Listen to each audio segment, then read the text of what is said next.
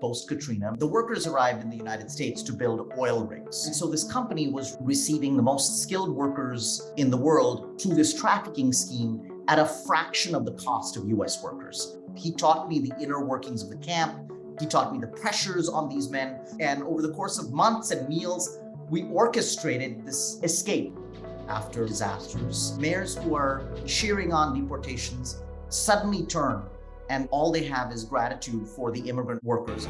Coming up on the Laura Flanders Show, the place where the people who say it can't be done take a back seat to the people who are doing it. Welcome.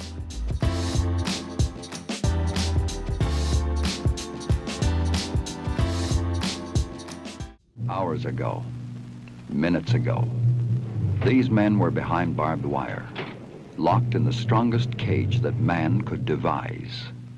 These men plotted. These men dared. These men lived. The Great Escape. That's the trailer from a World War II movie from 1963. But it's not for nothing that labor organizer Saket Soni borrowed the title of that classic for his book. Hundreds of men facing staggering odds, escaping captivity together thanks to a delicately laid plan. That's the plot of the movie. It's also the story Saket Soni tells about 500 Indian-born men exploited to work as welders and pipe fitters on oil rigs off the U.S. Gulf Coast after Hurricane Katrina. How did they get there? How did they escape? Saket Soni's book, The Great Escape, a true story of forced labor and immigrant dreams in America, tells the tale of one of the largest human trafficking schemes in modern American history, and how the traffickers were ultimately brought to account. I first met Saket Soni when he was the co-founder of the New Orleans Workers Center for Racial Justice in those post-Katrina years. He went on to create the National Guest Worker Alliance. Today, he's the founder and director of Resilience Force, a project that grew directly out of his experience working with disaster recovery workers. Soni's been hailed as an architect of the next labor movement and featured in The New Yorker. He's also, it turns out, a would-be theater director and a super thriller writer. The book is truly gripping. Saket, welcome back to the program. Thank you, Laura. So great to be back in touch. Thanks for having me on. It's quite the thriller, courtroom drama, the defendant's attorney having a stroke right there in the middle. There's also a hunger strike, a march, and a whole lot of love stories. You really communicate your caring for the guys that you worked with in this case. Is there one of them you want to sort of describe for us, introduce us to? Absolutely. One of the men who wound up becoming a leader in the campaign and a protagonist, a central character in the book, is Ebi Raju. Ebi was a young man from Kerala who arrived on an American promise. Recruiters arrived in India and sold him a dream. They told him that there would be a green card for him in the United States and a good job. And then, like the others, when he got to the US, he arrived not on green cards, but on a temporary visa. Now, Ebi is somebody who was from Kerala. His first job in India was to work $1 a day fixing roofs. He then went on to become a migrant worker in Bahrain. And right at the point where the American recruiters arrived in India, his family really needed money. His dad had retired. Ebi was trying to figure out how to pay for the household. So when a recruiter said that for $20,000, Ebi would come to America with a good job and stay on a green card, that sounded really good, even though $20,000 was, a generation of savings. Ebi had to convince his family to sell their ancestral home. They had to borrow money at high interest loans from loan sharks. But when Ebi arrived, he found not an American dream, but an American nightmare. He found himself, like everyone else, in atrocious conditions. The men who arrived from India lived 24 to a trailer in a facility that the company itself called a man camp. It was a set of trailers built above a toxic dump. They were fed frozen rice and moldy bread. But Ebi's greatest indignity was one I found out about only when I got to know him a lot closer. It was the day he was 20 feet up doing dangerous welding work on an elevated platform. And he got a phone call.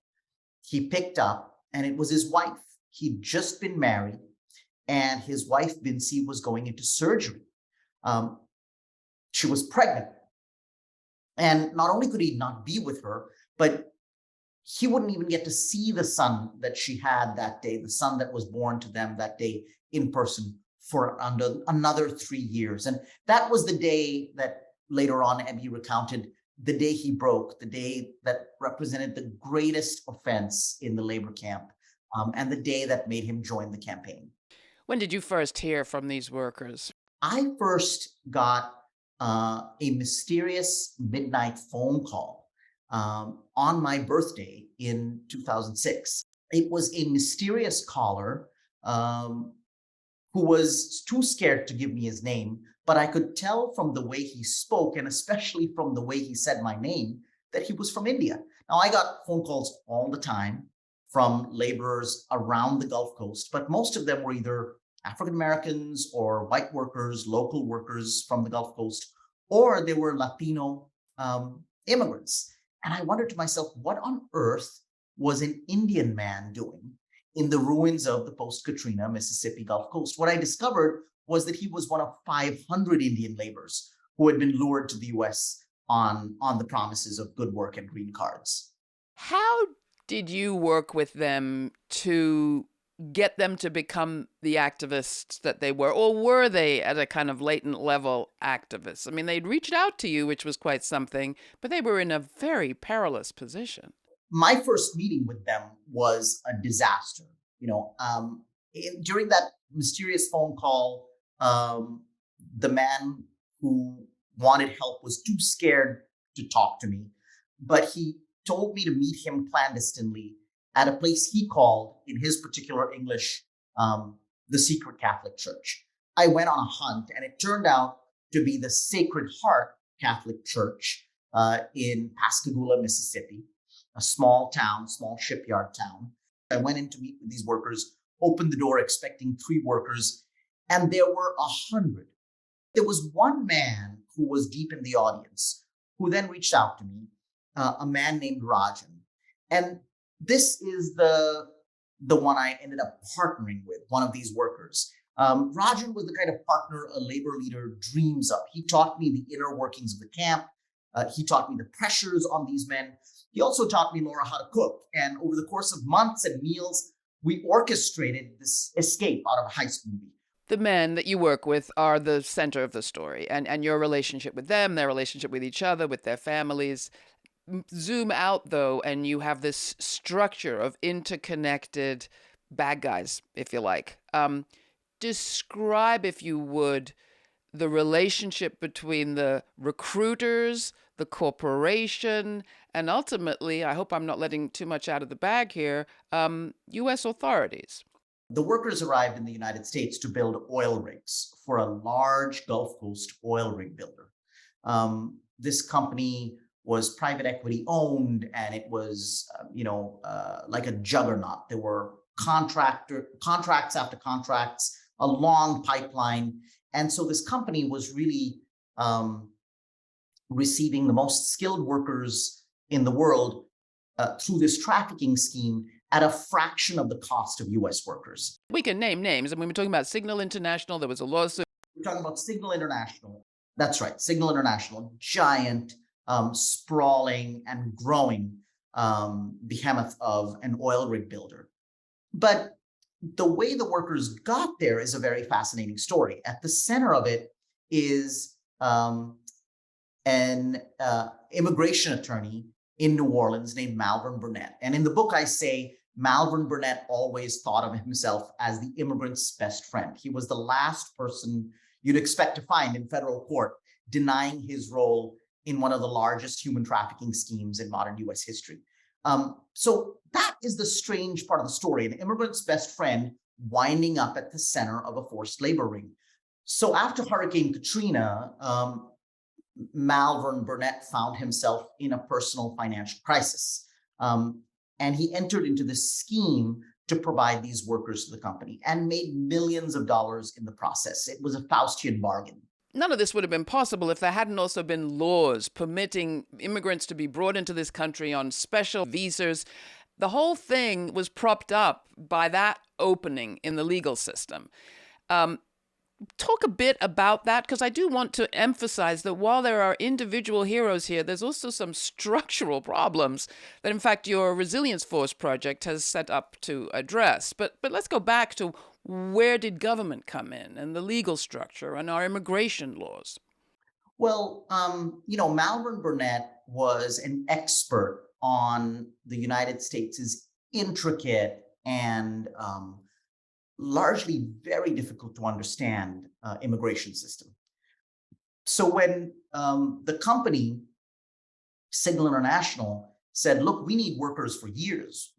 How fast can you get us a workforce that can,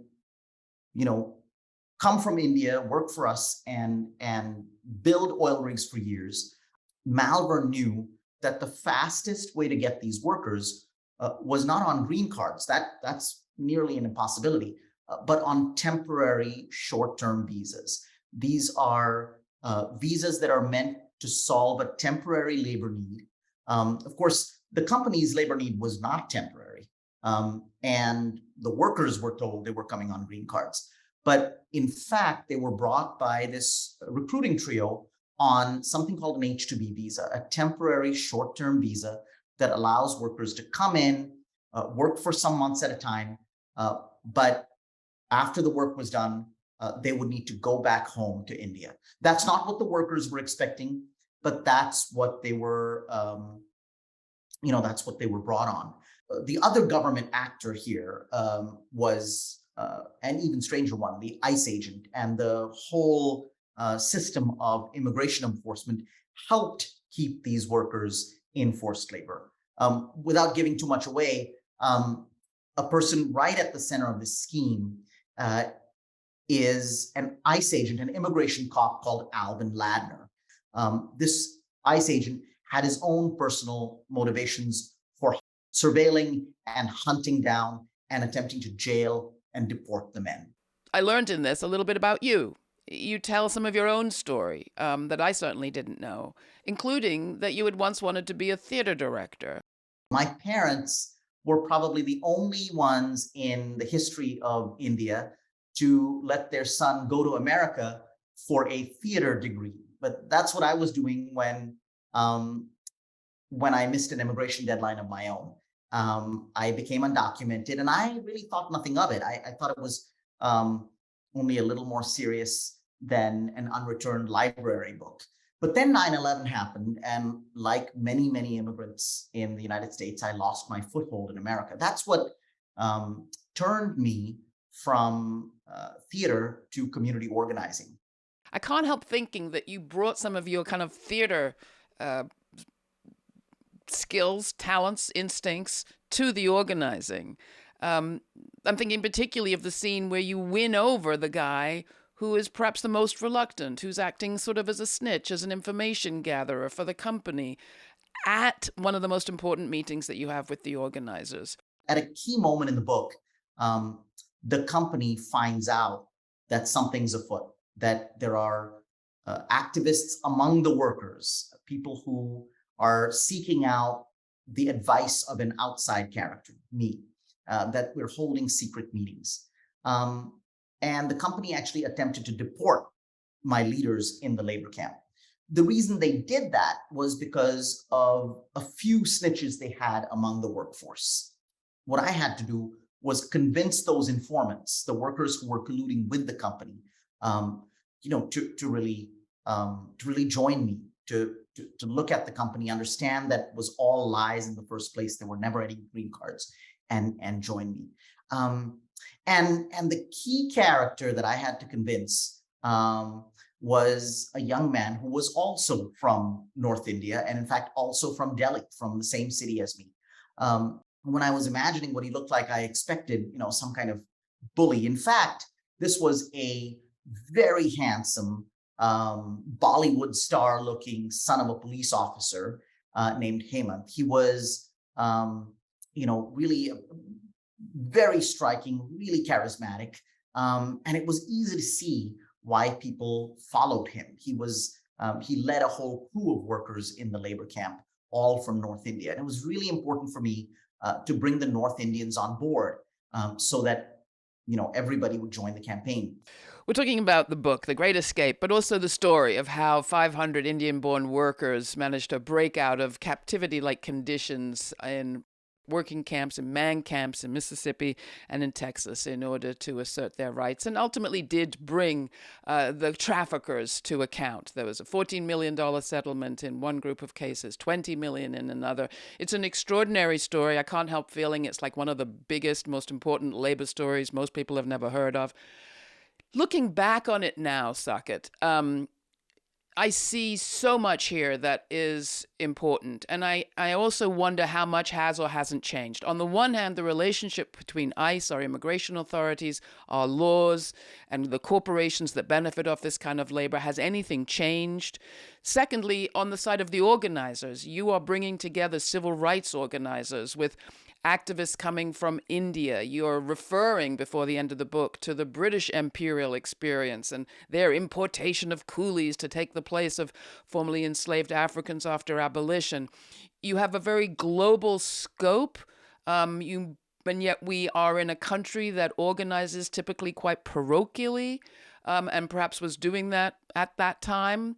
Where are we today, do you think, both on the sort of good guys' side and on the opponent's side? What's changed? Well, I'll start with what's changed for the man at the center of the book. Ebi Raju, the worker I talked about, who was on that platform 20 feet in the air when his son was born 10,000 miles away.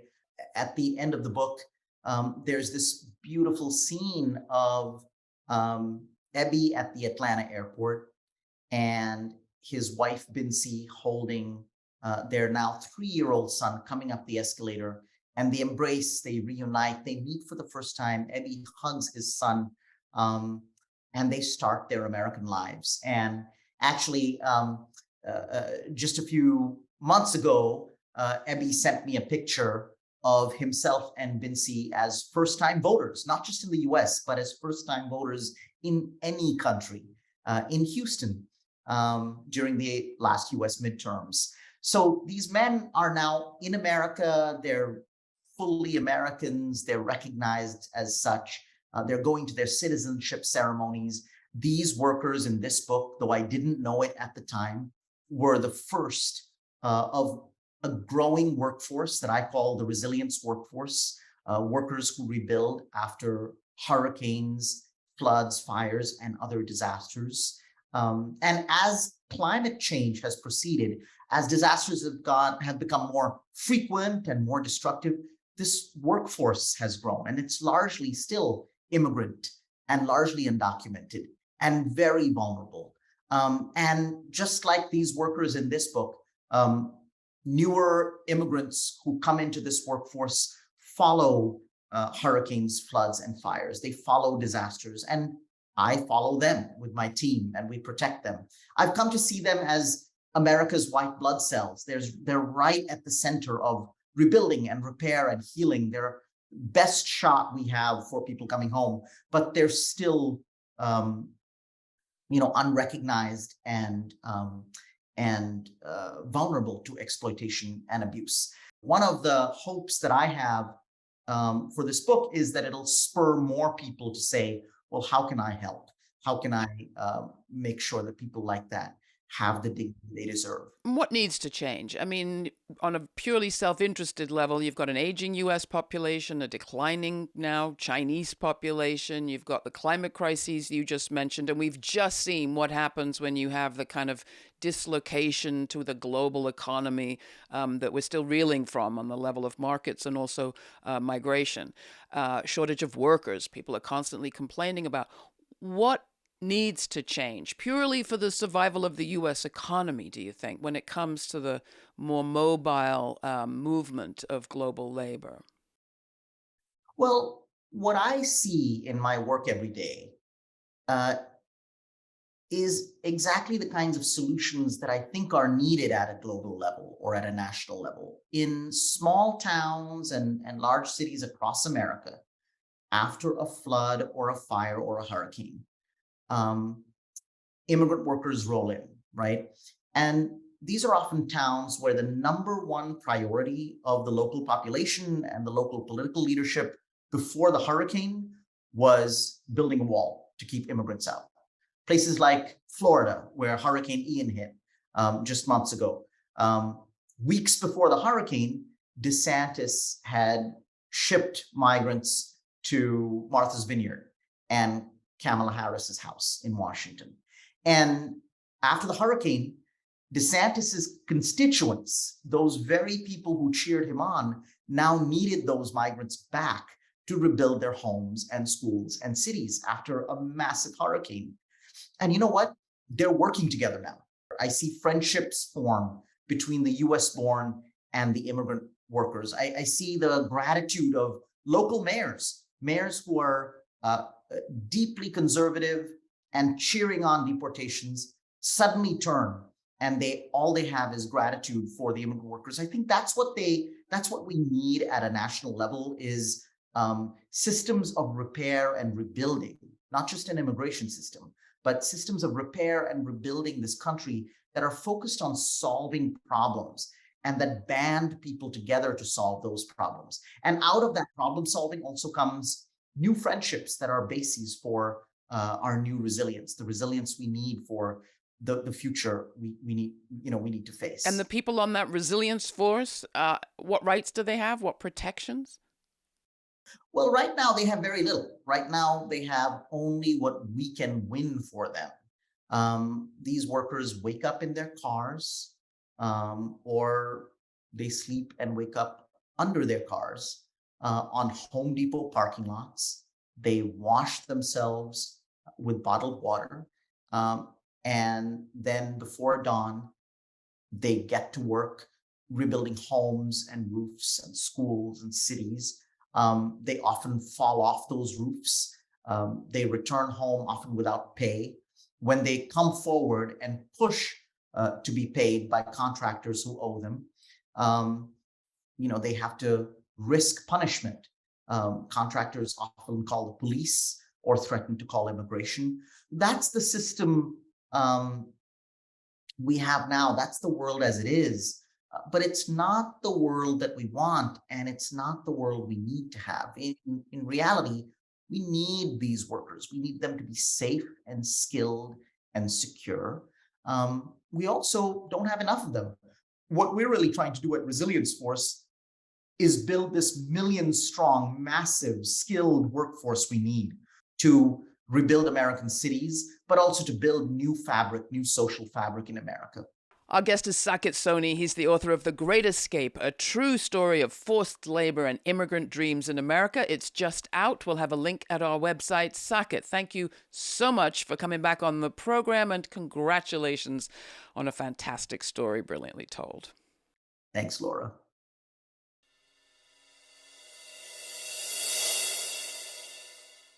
Saket Soni is a great storyteller, and he tells many more stories about the workers and the settlement they ultimately reached with Signal International in the full uncut version of today's conversation, which you can get through a subscription to our podcast. At the end of the day, the workers do win in court, and Signal International has to pay. The company declares bankruptcy, and you could say that the story ends there. But does it? As I was hearing Saket talk about Ebby, the trafficked worker, at the top of that damaged rig, hearing about the birth of his son miles away, I'm reading about the extraordinary windfall profits being reported by ExxonMobil and Chevron and the world's biggest oil companies. $55.7 billion for ExxonMobil, Chevron not far behind. Is the problem a few criminally minded, exploitative people in this industry, or the entire political economy of oil? An economy that rests on exploitation and extraction and generates private profits for its shareholders while walking away from the damage to public lands and soil. Is the problem a few people or a political economy? And if it's the latter, how do we shift it? We'll continue to look at both the people problem and the political economy problem here on the Laura Flanders Show, and I hope you'll join me. So check out the full conversation by subscribing to our podcast and come back here next time. I look forward to our next conversation. Till then, stay kind, stay curious. For the Laura Flanders Show, I'm Laura, and thanks for joining me. For more on this episode and other forward-thinking content, subscribe to our free newsletter for updates, my commentaries, and our full uncut conversations. We also have a podcast. It's all at lauraflanders.org.